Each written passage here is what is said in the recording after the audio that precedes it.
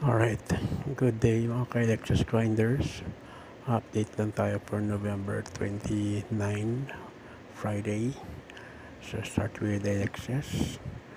So as of the moment, that's $7.93. Tumaas siya ng around 3%. Okay, and let's go with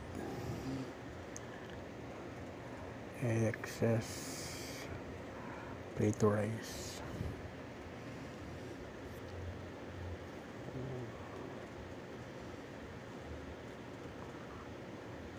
Play to Rise, okay?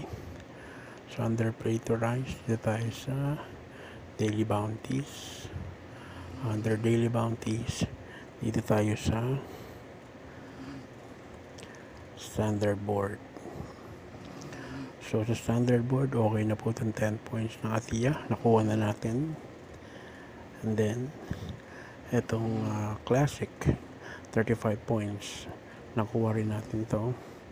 And then Origins, win 1 battle, 35 points. Nakuha na rin natin to. So, for 5 days, meron na tayong 400 points na may estimated earning na 0.16 AXS. Unfortunately, wala pa rin tayong access sa Premier. So, hopefully, 2 days, makakuha na tayo ng bagong ticket. Alright, so let's go with AXS staking. Alright, so for AXS staking, same pa rin.